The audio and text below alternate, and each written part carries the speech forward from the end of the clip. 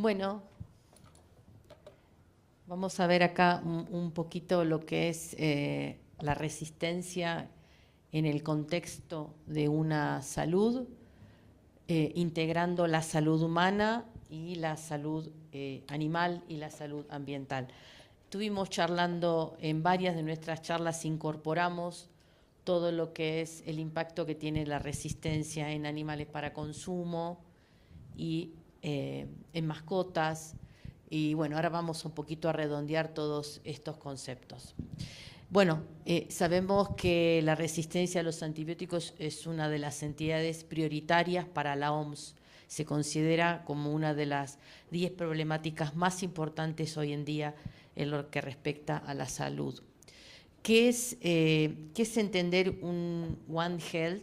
One Health o una salud es una estrategia que tiene que ser coordinada, es multidisciplinaria para tratar de plantear soluciones comunes, ¿sí?, para distintas áreas de trabajo.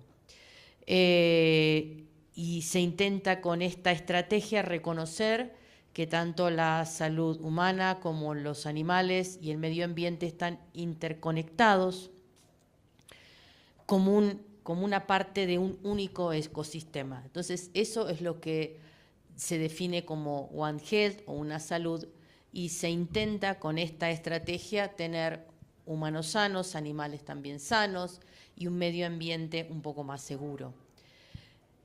Primero, un poco para hablar de consumo de antibióticos en las distintas áreas, tenemos que entender que el 70% del consumo de antibióticos a nivel mundial es en animales, ¿sí? No es en humanos. Los humanos solamente consumimos el 30%, los animales, en animales se usa el 70%.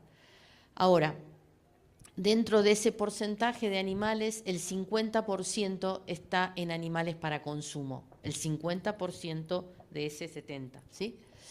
Y se estima que más o menos se consumen o se usan de entre 13.000 a 20.000 toneladas por año.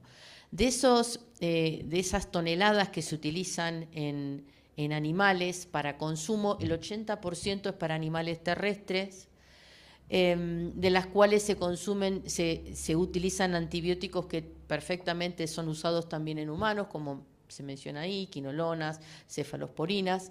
El 39% se usa en porcino y el resto en aviar y en bovino.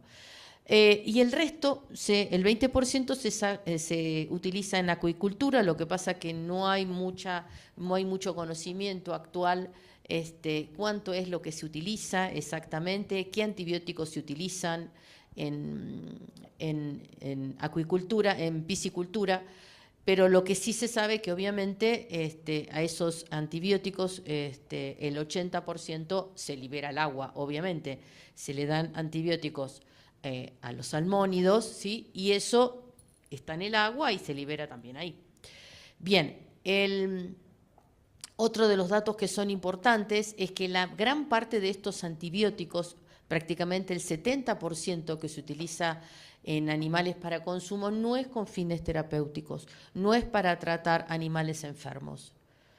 Gran parte de estos, fíjense el porcentaje que es altísimo, se utilizan como promotores de crecimiento o engorde, ¿sí?, como profiláctico para tratar animales, para evitar que se enfermen los animales, o como con fines metafilácticos, es que hay un grupo de animales que están enfermos, entonces se medica a la totalidad que está en el grupo para evitar que se enfermen, ¿sí?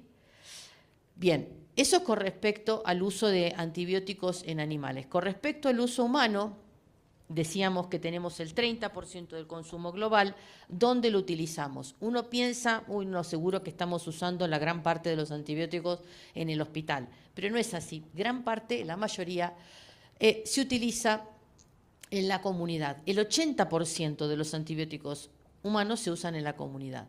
En los últimos 10 años se ha aumentado el consumo de antibióticos, ¿sí?, de 50 a 70 billones. Eso es de billones de unidades, ¿no? Me refiero, es aproximadamente un 40%.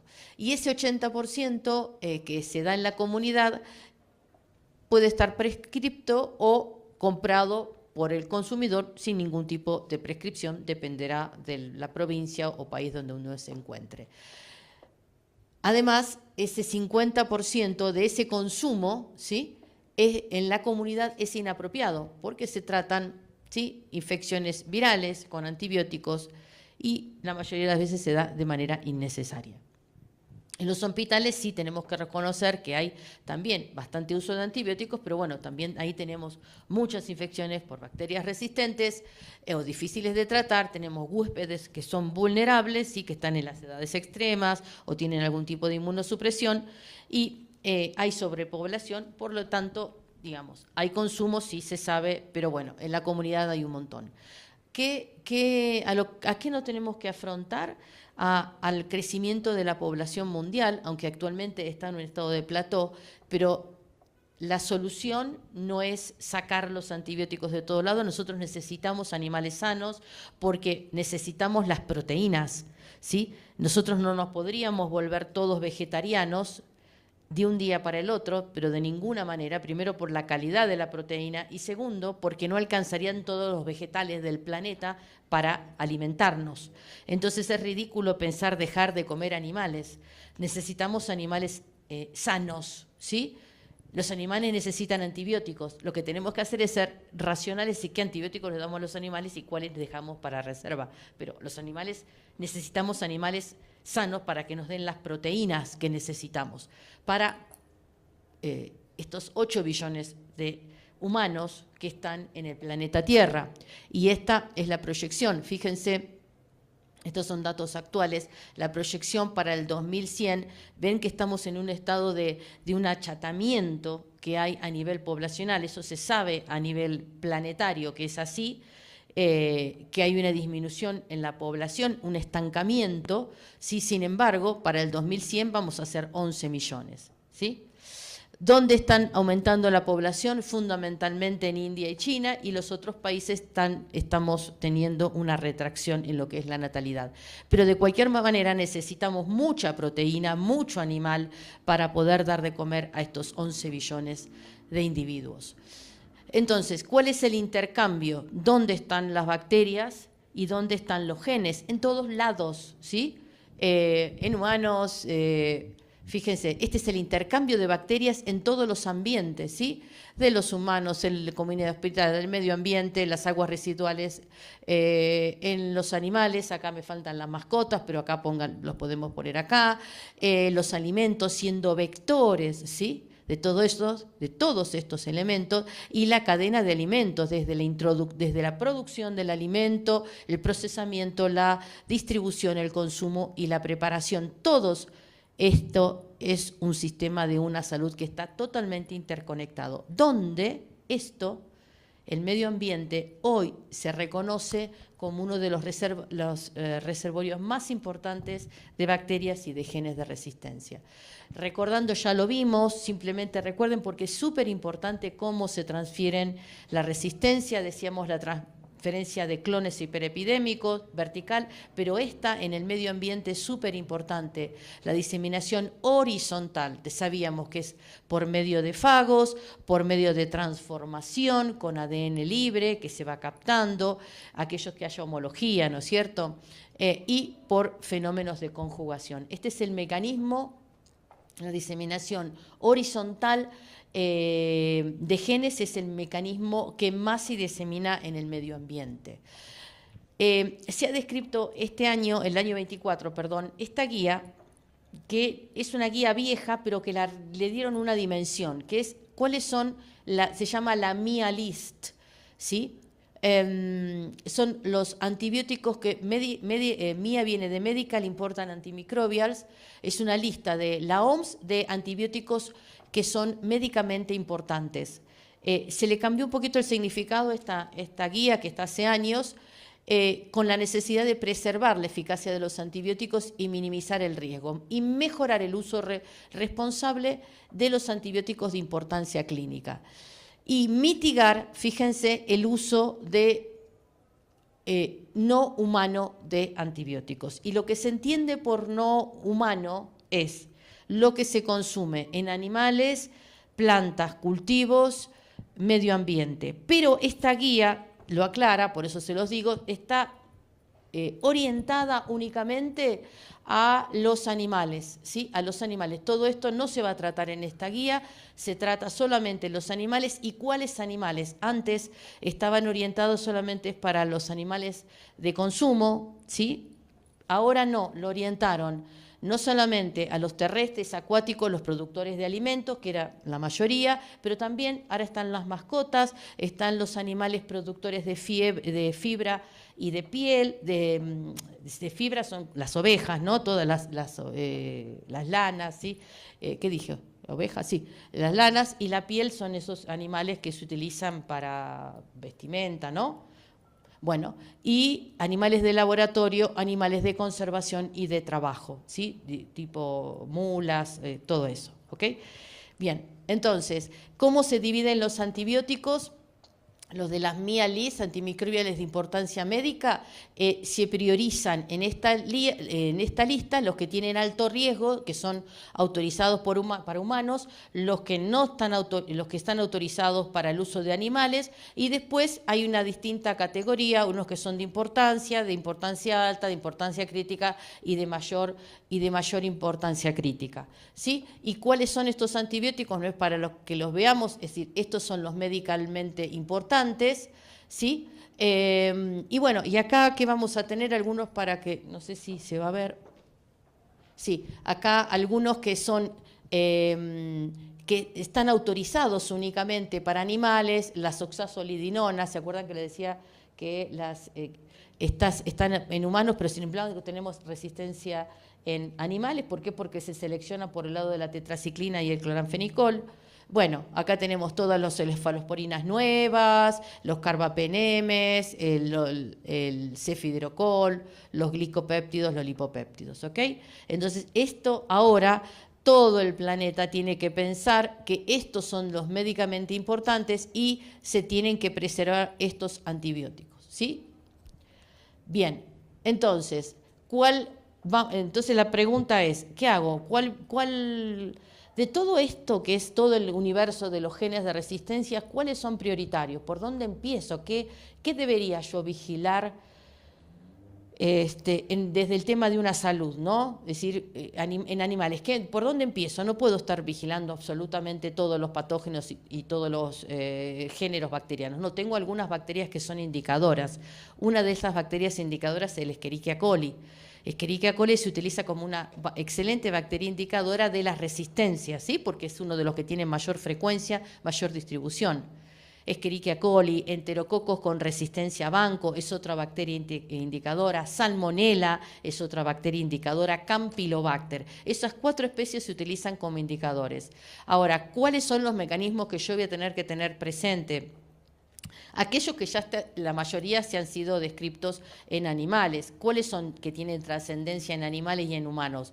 Y son estos, los que son de riesgo crítico, que son las carbapenemasas, pero fundamentalmente las de tipo Nueva Delhi, OXA 48 y KPC, son las que más están distribuidas en el medio ambiente y en animales, ¿sí? Las otras son muy esporádicas, las otras carbapenemasas. Estos son los de riesgo crítico, la resistencia transferible a colistin, también que se asoció a animales, las beta-lactamasas de espectro extendido, ¿sí? Tanto sea las BLE como las AMC, y la resistencia a vancomicina, ¿sí? Entonces, estos son los que al menos yo tendría que tratar de vigilar en animales porque tienen una relación, se ha encontrado una asociación directa entre la resistencia en humanos y la resistencia en animales. Y nuevamente les digo acá que los mecanismos más importantes es de esta, por más que yo pueda, esto está en algunos clones epidémicos, lo más importante no es encontrar el clon epidémico, sino los genes, ¿sí? Que están en el medio ambiente, que son los que se van transfiriendo de una especie a otra. Bien, entonces, les voy a dar un par de ejemplos de cuál es la distribución de algunos de estos, no todos, porque aparte ya algunos ya los vimos. Como vimos mucho en salud humana, ahora solamente me voy a referir a otros ambientes que no sean humanos, porque el resto ya lo saben, ya lo vimos, Y esto es, por ejemplo, Escherichia coli. Esta es una revisión desde la perspectiva de una salud. Fíjense, una revisión sistemática entre 1990 y el 2001, 56% humano, animales 20%, medio ambiente y alimentos. Entonces, ¿cuáles son los parámetros comunes que estamos buscando? Fíjense, Escherichia coli de infección, tanto de infección como de colonización. Lo que ven acá es la distribución de las distintas beta-lactamasas de espectro extendido, ¿sí? Tanto, esta sería de infección, de colonización, y estas son las variantes en cada uno. Fíjense, lo que sobresale acá es lo que está en rojo, que es esta que está acá, que es la CTXM. Entonces, en humanos, la prevalencia, no importa cuáles son las variantes, pero por lo general 14, 15 y 2 son las más frecuentes en todos los ámbitos, pero fíjense, y lo van a ver de patrón común, en humanos, y cuando ven animales, ¿no?, alimentos y medio ambiente, en todas las CTX aparece como la más importante. Entonces, CTXM son las BLE más frecuentes, están representando a nivel global hoy casi el 90% de las BLEs. El 90% de las BLE que se detectan a nivel One Health son la misma. La mayoría son las que tienen mayor prevalencia, y en todas las categorías, porque no es solamente que está en humanos como prevalente, es la más prevalente a nivel global, One Health, pero también la más prevalente en cada una de las categorías. Son las más diversas, acá tanto no se ve, pero fíjense la cantidad de variantes variables que hay de CTXM, y están asociados a dos clones hiperepidémicos, el ST131 y el ST10. Y después hay otros. Pero bueno, este es un ejemplo de por qué hay que vigilar las BLE. Otro ejemplo, por ejemplo, la circulación también de beta-lactamasas de espectro extendido en Escherichia coli bajo una perspectiva de One Health. Este trabajo está también muy bueno porque ha cambiado el paradigma de lo que es la circulación de las BLE. Hasta ahora se decía que las BLEs estaban en compartimientos estancos, es decir, que había las BLEs que eran típicas de animales, las BLEs digamos, los clones que eran típicos de animales, los clones que están en humanos, los clones en el medio ambiente. Pero luego de eso se dieron cuenta que todos los estudios estaban hechos en países de altos ingresos y no se habían tenido en cuenta cuál era la distribución y la dinámica One Health en los países de bajos ingresos. Entonces esto como cambió el paradigma de lo que es el tratamiento o el pensamiento de cómo se debe resolver el tema de One Health, dependiendo, ¿sí?, si uno está en un país de bajo o de altos ingresos. Entonces, en un escenario de un país de altos ingresos, fíjense que es esto, está todo bien con compartimientos, es decir, está por sectores el escenario en pacientes, en países de altos ingresos, la circulación es intrasectorial. Es decir, bien, acá está la circulación en la comunidad, en los hospitales, hay plantas potabilizadoras, está lo que está en la granja, en el río, es decir, todo bien separadito. Lo que sucede en escenarios donde nuestros escenarios está todo, no hay plantas potabilizadoras, está todo mezclado, el hospital, la comunidad, la granja, todo está interconectado, ¿se entiende? Entonces, estos son los escenarios, estas son las vías de transmisión. Mientras más intensa es la línea, más fuerte es la transmisión entre los círculos. Tenemos la diseminación humana, la animal y entre ellos. En cambio, los países de altos ingresos, tienen una diseminación acá, pero la mayoría hay fuga, por supuesto, de genes y de bacterias, pero está todo más concentrado. Entonces, este trabajo ha cambiado, es decir, a partir de que se empezaron a hacer estudios en nuestros países, cambió este paradigma y el desafío es la búsqueda de estrategias de control de RAM que sean específicas para cada sector, centradas en, por ejemplo, limitar la transmisión persona a persona. En los países de altos ingresos ellos van a tener que tratar de contener la RAM acá y acá, mientras que nosotros lo que tenemos que hacer para mejorar la RAM es mejorar el saneamiento y la bioseguridad. ¿Se entiende? Como está todo mezclado, Acá nosotros tenemos que mejorar el saneamiento. Entonces las estrategias para controlar la RAM son distintas en países de altos o de bajos ingresos. Acá, por ejemplo, otro factor que es importante no es solamente la infección, sino la colonización por enterobacteriales con resistencia a carbapenemes en humanos, ¿sí? Ustedes saben, cuando uno sale del hospital puede tener esa colonización por largo tiempo, pero más allá de eso se ha determinado que pacientes que no han sido internados también pueden tener una colonización con una enterobacteria resistente a carbapenem.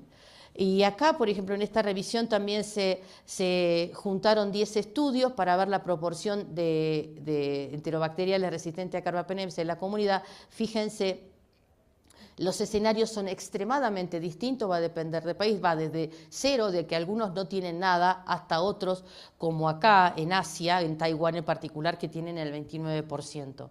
Entonces, es importante saber que no solamente tenemos estos mecanismos de resistencia dentro de los hospitales, sino también afuera.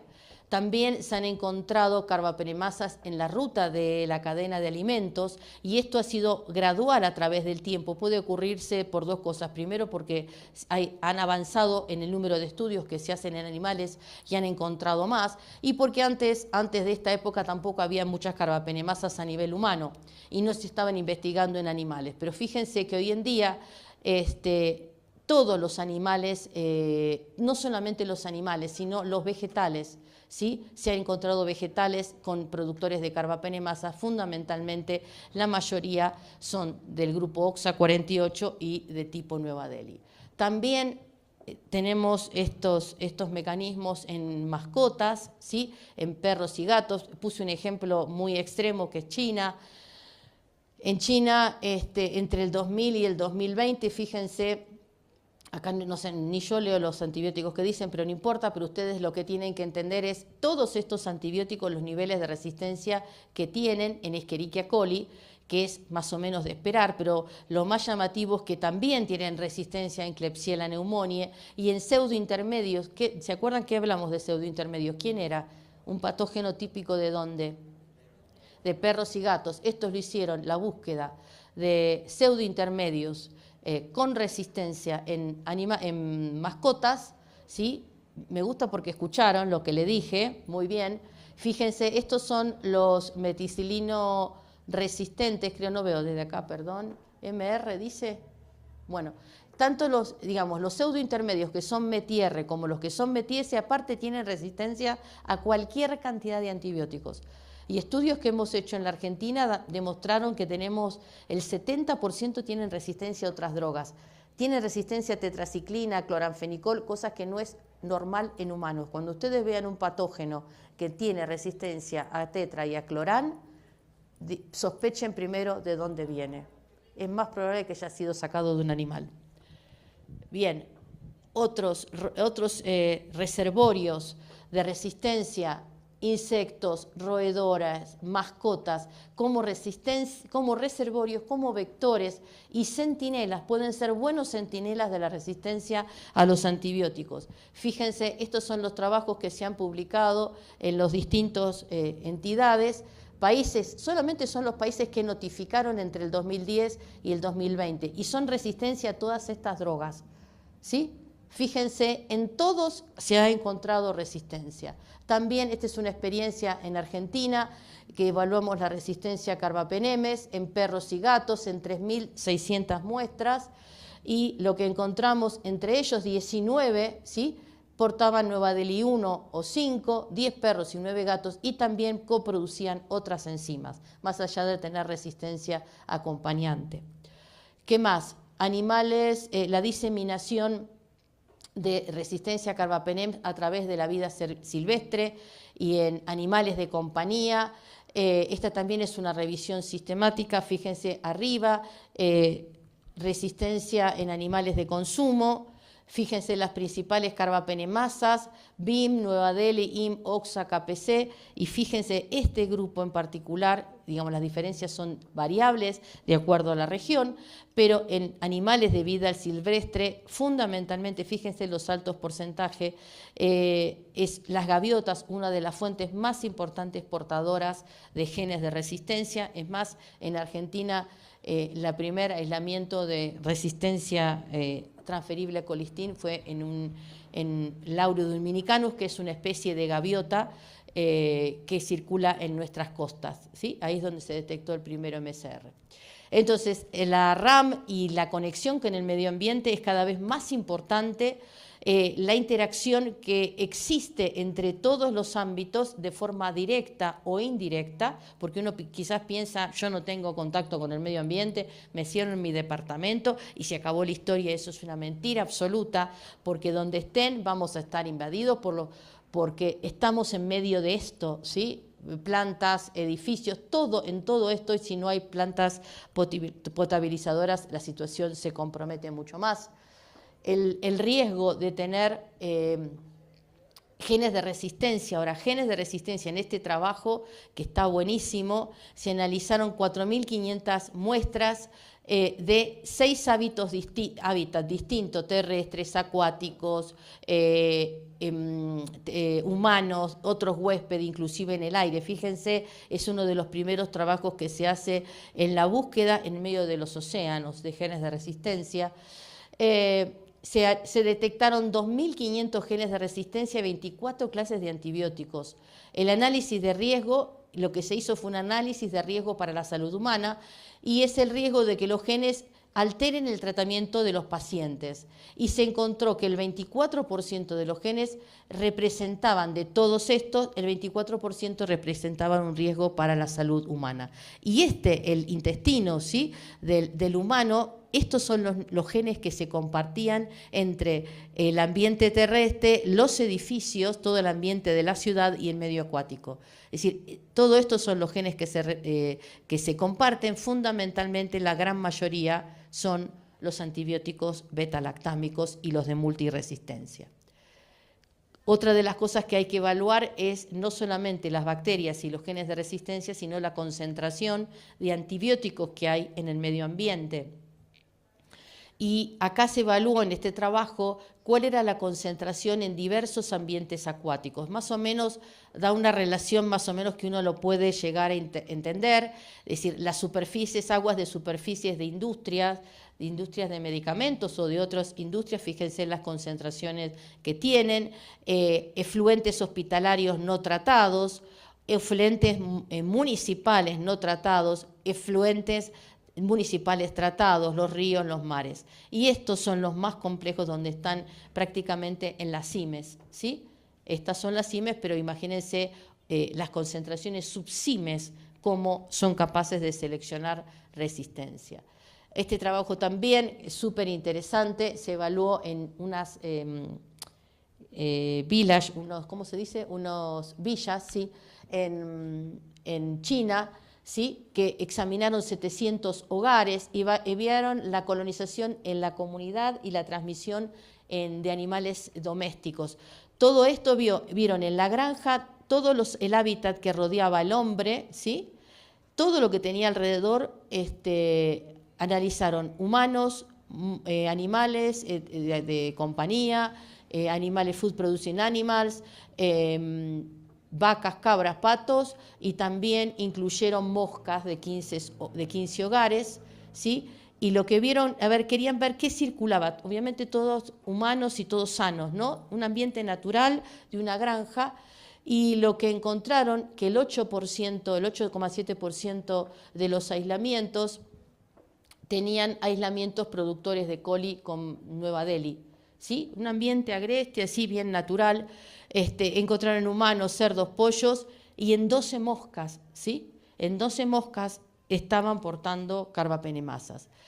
El 35% de esos colis eran compartidos entre humanos, moscas y animales. ¿Se entiende? Entonces, esto es, cuando hablamos de One Health, no podemos hablar de ellos, tenemos que hablar de nosotros y el ambiente que nos rodea.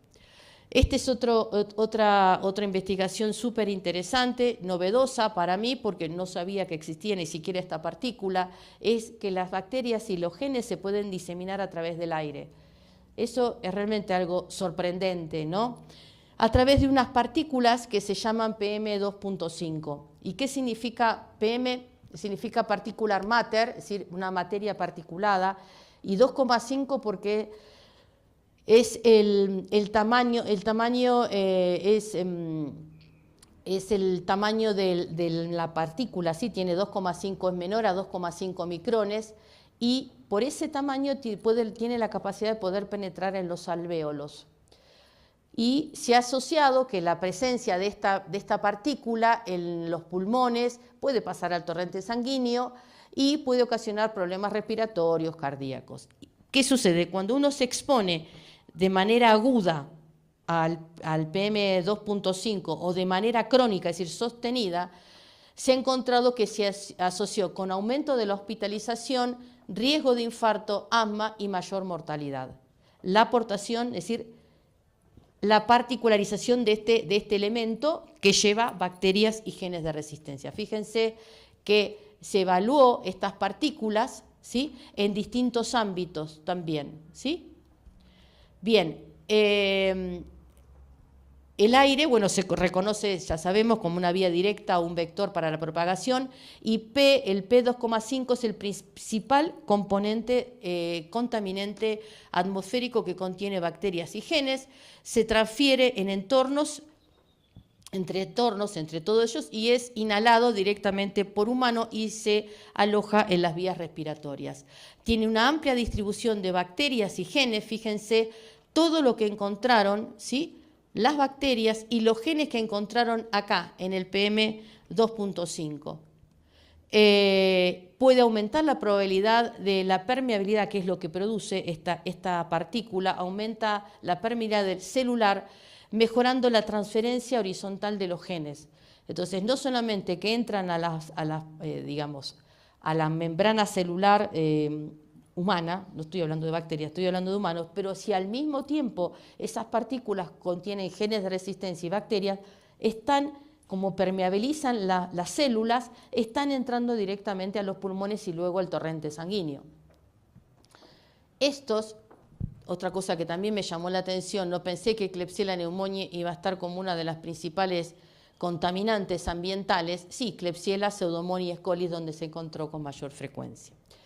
Bien, transferencia de MSR, otro ejemplo de los genes que tenemos que vigilar. Saben que se encontró en China, ¿sí?, por primera vez asociado a alimentos, fundamentalmente en cerdos, pero luego se encontró en animales para consumo, humanos, alimentos. El medio ambiente, el primer vector fue coli, pero hoy se ha descrito en todas las especies. Y este es un trabajo también donde analiza dónde se ha encontrado MSR en el medio ambiente. En cada lugar donde se lo ha buscado, se lo ha encontrado, en espacios públicos. Se han asociado todas las distintas variables, todas las especies, a pesar de que coli es la más importante, se disemina a través de plásmidos que pueden ser conjugativos o no, a través de integrones de clase 1-3, transposones, secuencia de inserción. También portan en sus plásmidos, pueden portar genes de virulencia y de resistencia, y también las rutas de transmisión son todos los reservorios de MSR, alimentos en base de animales, pero vegetales también, no solamente en los cerdos, sino que en la fuente vegetal, porque hay que ver cómo riegan esos vegetales. ¿Se entiende? Cómo riegan esos vegetales y cuál es el impacto. A veces llegan más las bacterias y los genes de resistencia a través de los vegetales crudos que a través de la carne, ¿sí? Porque la carne muchas veces uno la cocina como corresponde y no llega a la bacteria, y está llegando por la vía de vegetales crudos. Bien, esto no lo vamos a ver porque si no es muy largo. Esto les quería mostrar. Finalmente, cuáles son los hotspots ambientales para la aparición de los genes de resistencia. Ya los vimos, todo lo que es, ¿quiénes son los grandes concentradores de bacterias y de genes de resistencia? Los efluentes hospitalarios, ¿sí? Las plantas de tratamiento de agua, ¿sí?, donde lejos de a veces de contaminar, muchas veces son concentradoras. Las granjas, ¿sí? Granjas, todos los vertederos, las ecorrentías urbanas, inclusive los cuerpos de agua, ¿sí? Los ríos, el mar. Este es el gran reservorio, suelos y alimento, acuicultura, suelos agrícolas, ¿sí? Y bueno, fundamentalmente todo lo que es la industria productora dentro de hospitales pondría todo acá, ¿no? Todo lo que es la industria productora de medicamentos como uno de los grandes responsables. ¿Cómo reducir la RAM? Bueno, es lo mismo que estuvimos hablando todo el tiempo, aplicado en su máxima expresión. Minimizar el uso de antibióticos en todas las áreas, hacer el tratamiento eficaz de los residuos, las plantas de tratamiento de agua, urbanos, industriales, residuos sólidos, líquidos, minimizar el uso de antibióticos al mejorar las prácticas de higiene. Muchas veces en las prácticas, no hay buenas prácticas en el tratamiento de los animales y muchas veces se usan antibióticos para disimular las malas prácticas de manufactura que hay en los animales, ¿se entiende? Es decir, le pongo un poquito de antibiótico a ver si bajo alguna infección. Bien, hablamos ya del plan de acción, en qué anda el planeta. En el 2015 estuvo el plan de acción, pero hubo dos hitos importantes en lo que respecta a la salud animal. Uno fue en la reunión del G20, donde por primera vez se habla en esta reunión de la amenaza que es la RAM para salud pública en todos los ambientes. Por primera vez se plantea el tema de One Health. Hay que esforzarse en restringir su uso en veterinaria solamente a nivel terapéutico, ¿sí? Y los tratamientos deben estar disponibles solo a través del veterinario o el equivalente. Este fue uno de los primeros hitos a nivel mundial. Se trabajó mucho en esta guía también de la OMS, ¿sí? De agua, saneamiento e higiene, ¿sí? Y esta es la reunión que se realizó, la alianza cuatripartita, ¿sí? Que hicieron un plan de acción con una base de One Health. Acá estos son los líderes de la OMS, de la OMSA, de la FAO y de Naciones Unidas para el Medio Ambiente. Entonces, si quieren buscar esta información, es muy largo para discutirla acá, pero el main objective era working together for the health of human, animals, plants and environment. La crisis de la resistencia, para ir finalizando, está fundamentalmente en lo que se llama el Global South, que es el Gran Sur, que somos nosotros, digamos, todos los países de bajos y medianos ingresos. Tenemos desafíos que son sistémicos, que uno es la gobernanza débil, no tenemos gobiernos estables, cada gobierno que viene y que va cambiando las estrategias, con una escasez de insumos, eso lo vivimos todos los días en carne propia, y tenemos la propagación de bacterias fronterizas en todos nuestros límites que están muy desdibujados.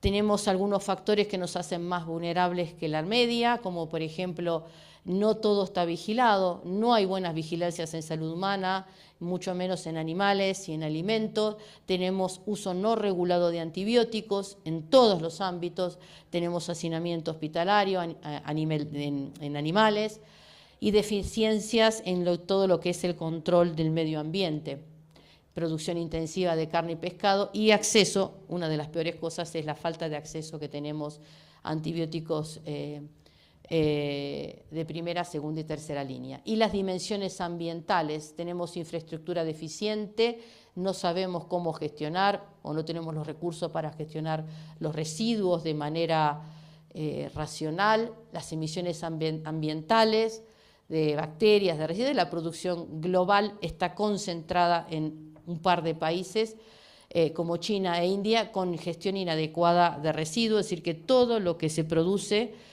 finalmente contamina todo el planeta. Entonces no hay buenas regulaciones para el consumo.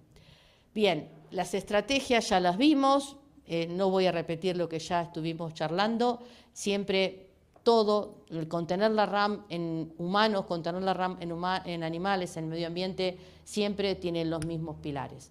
Fundamentalmente, el control de las infecciones, el control del uso apropiado, ¿sí? Y buenos dineros que nos den a nosotros para hacer diagnóstico temprano y poder, aunque sea, acelerarle el tratamiento más apropiado al paciente.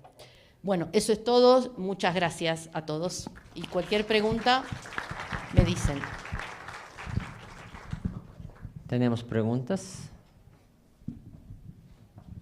Allá arriba.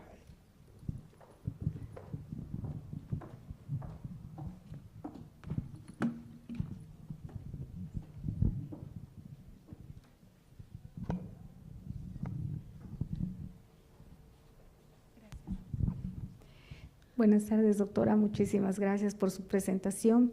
Quería preguntarle si usted ha conocido el aislamiento de Acinetobacter baumannii en ríos, porque, por ejemplo, o sea, yo le comento esto en virtud de una motivación que tengo de hacer justamente una investigación en el río Rocha. O sea, el río Rocha es uno de las principales vertientes que tenemos aquí en Cochabamba, y es un río bastante contaminado en virtud de que existen desagües, alcantarillado y también residuos de hospitales a esta vertiente.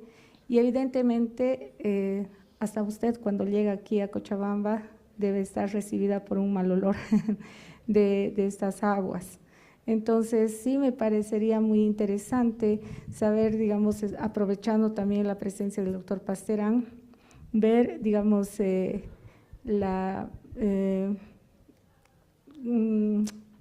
se podría hacer una investigación de esa envergadura, puesto que también me interesa justamente por el RAM, que podría Acinetobacter realizar una transmisión horizontal al microambiente donde se encuentra esta bacteria, ¿no? Tanto en aguas superficiales como en aguas sedimentosas, ¿no? Quería sobre todo escucharla a usted en ese aspecto. Gracias. Yo creo que si buscas Acinetobacter lo vas a encontrar, pero Acinetobacter en particular no es un patógeno que sea indicador. Vos podés buscarlo y podés encontrar resistencia a lo que quieras en Acinetobacter.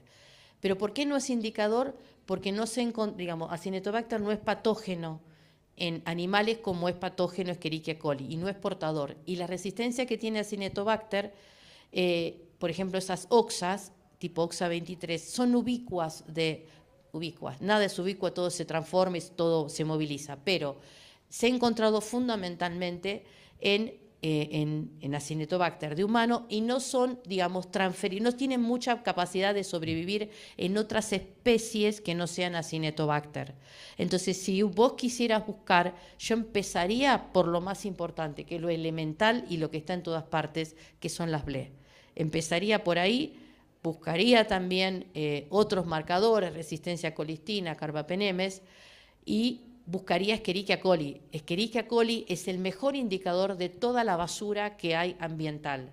Escherichia coli. Si querés buscar un gran positivo, buscaría enterococos. Pero me focalizaría en eso, que es lo que más te va a dar impacto, porque podés encontrar Acinetobacter y sí, vas a decir, bueno, son los Acinetobacter que están en el hospital esto. Pero que tenga impacto en animales ya es otra cosa. ¿Se entiende? Empezaría por ahí. No sé si Fer, ¿querés decir algo? Sí, ¿no?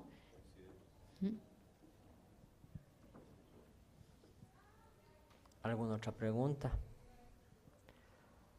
Bueno, después de una presentación y alarma que hemos visto, al menos con los problemas que tenemos en nuestro país y en nuestra ciudad, nos plastificamos y nos vamos a la casa a no salir nunca más, porque, como ha dicho la doctora, sabemos los problemas que tenemos en Cochabamba, sabemos el problema de saneamiento y demás que tenemos, y el mismo problema de plásticos, ¿no? Entonces, ya arrastramos un problema grande con el tema de resistencias y pocas opciones terapéuticas. A eso sumémosle el problema que tenemos en saneamiento y demás, oscuro panorama. Creo que este espacio es muy apropiado para que todos como microbiólogos tomemos una palabra en común y pedir que el gobierno y quien sea, ¿no?, tome nuestra palabra, porque ¿a dónde estamos yendo? Si no tenemos más preguntas, bueno, entonces entramos al refrigerio y en unos 15 minutitos volvemos para la última presentación del doctor Pasterán.